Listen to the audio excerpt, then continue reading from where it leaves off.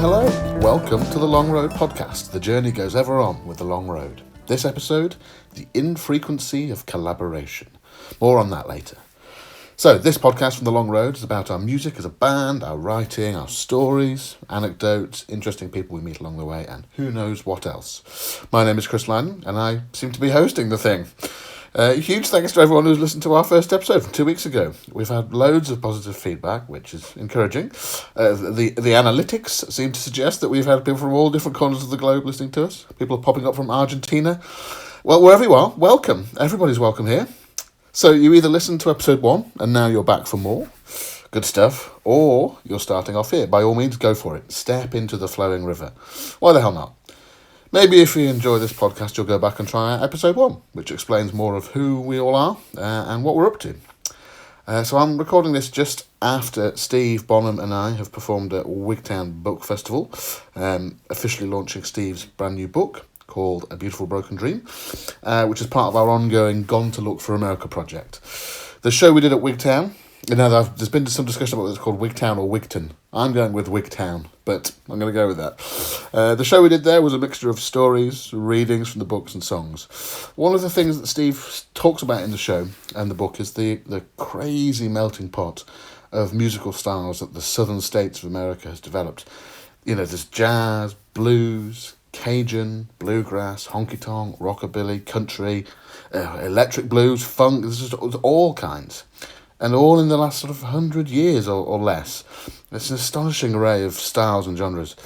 And this leads us nicely onto what the content of this week's podcast is going to be. Kev Moore, bass player, singer, songwriter, poet, storyteller, guitarist, drummer, member of the Long Road. He's performed all over the world as a musician. He's an old school friend of Steve's, and they reconnected after decades thanks to the power of social media. And Kev's going to take us through 3 tracks from the Long Road's new album, The Girl with the Rattlesnake Heart, and talks a bit about the influence of America on him as a musician. Now, Steve and I have been making music together for about 18 years now.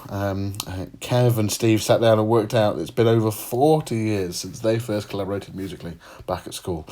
And now they're at it again. Over the years, I've co-written a bunch of songs with Steve, and now Steve and Kev are writing a bunch of songs together as well, and they're on the new albums. And I think artists go in and out of having sort of creative moments, I think, and Kev happened to reconnect with Steve at a vital time in what turned out to be the genesis of the Long Road. I mean, vital referring to sort of giving of life rather than important. It was when the Long Road was born, and we just didn't know it back then.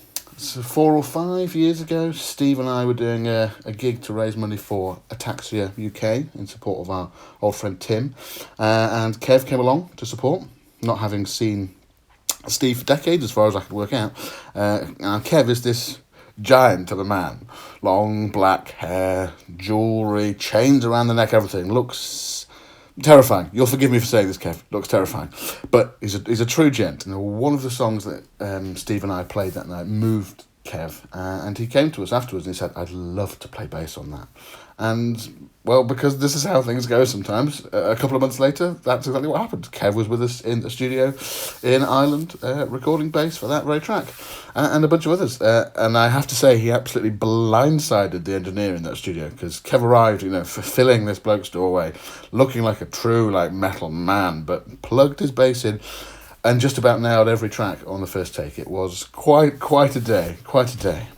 Anyway, Kev is a musician of the highest calibre, and I'll hand over to him now to talk about his take on our Gone to Look for America project.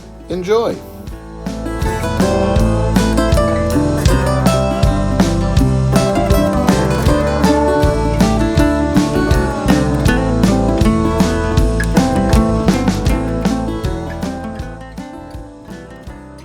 Welcome to this Artisan podcast with me, Kev Moore, discussing what American music means to me.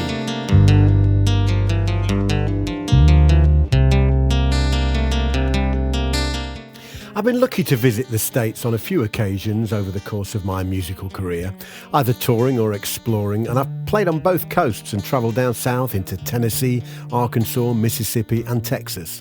And one thing that really struck me was the way the music changed as I made my way from Nashville with its country rock and bluegrass through Memphis, Helena and Clarksdale and the blues all the way down to New Orleans, and the kaleidoscope of styles that are the heartbeat of that city: Cajun, Zydeco, funk, and then onto the electric blues of Austin, Texas. It was a huge education for me to witness this wellspring of creativity and history firsthand, and it inspired me to write a whole album based on the trip.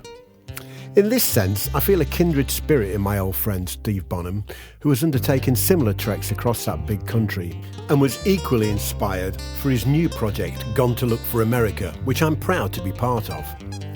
It was only natural that we would end up writing together, and here's the first of 3 excerpts I'm going to play for you today. This started out as a fanciful guitar idea I came up with when I was sat by the river in Austin next to Stevie Ray Vaughan's statue. As good a place to get inspired as you'll ever find. This is Girl with the Rattlesnake Heart.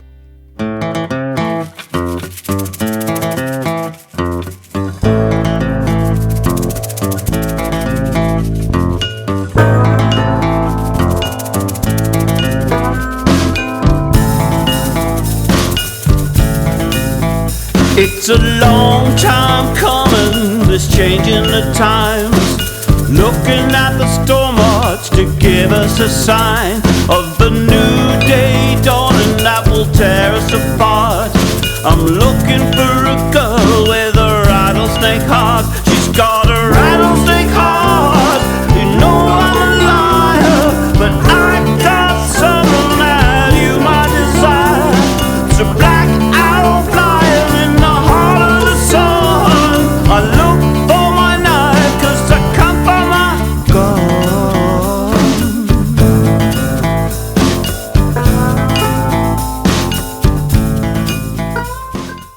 Really evocative lyrics from Steve there. And it's something about America. It's such a vast and diverse country. One can't help but be inspired, not only musically, but lyrically. There are so many stories strewn across that unforgiving landscape. It's like an artist being given the largest of canvases upon which to make his mark. The second excerpt I'd like to play for you is also a joint composition. In fact, it's the first song Steve and I wrote together in about 40 years. So it's something of a milestone for us, not to mention a miracle. Steve had the title to begin with, which immediately inspired me to come up with the main riff. And as he created his story, I began writing the music and sang a demo to shoehorn the lyrics into a hopefully appealing melody. Once again, with Steve lyrics, the listener joins the journey through the verses and choruses, and the tale is told. Here's a little snippet of Won't Lay My Guitar Down.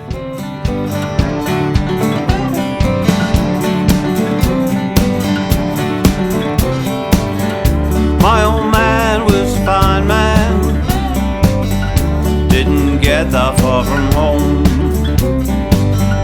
Laid his sweat upon the table, yeah, in his heart it always roamed.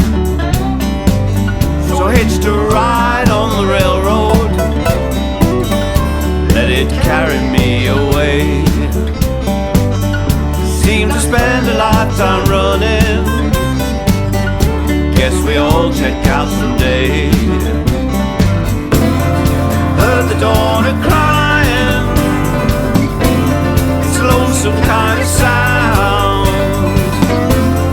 One thing you can never say of me is I laid my guitar down, down, down, lay it down.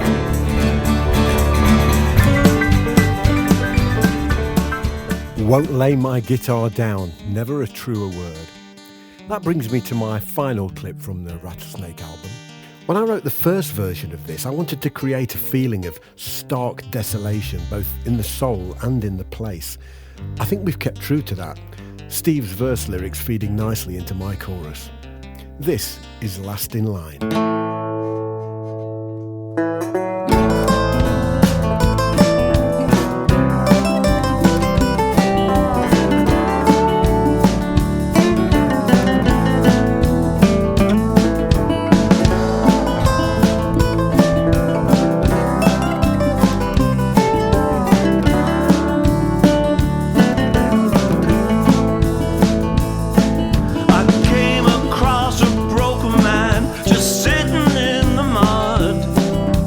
says I'm just hanging around, waiting for the flood.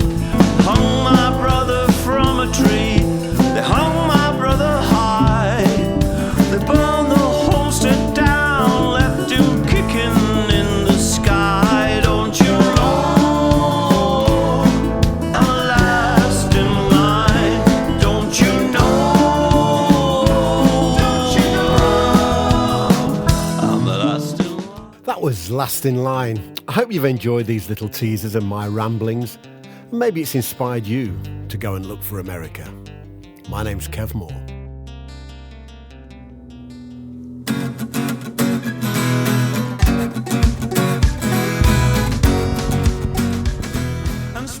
As the man himself said, that was Kev Moore. You can tell he's done radio, can't you? He's just got a way about him. Well, that's it for this week's podcast, our second ever podcast. Thanks so much for listening. Episode 3 will be with you in 2 weeks' time, Friday the 12th of October 2018. And we're going to be hearing from John Humphreys, who is our banjo and guitar maestro. So make sure you check it out. Subscribe to this podcast wherever you get your podcast from. Hopefully you've been able to find us wherever you'd normally find your podcasts. We're trying to get the word out there.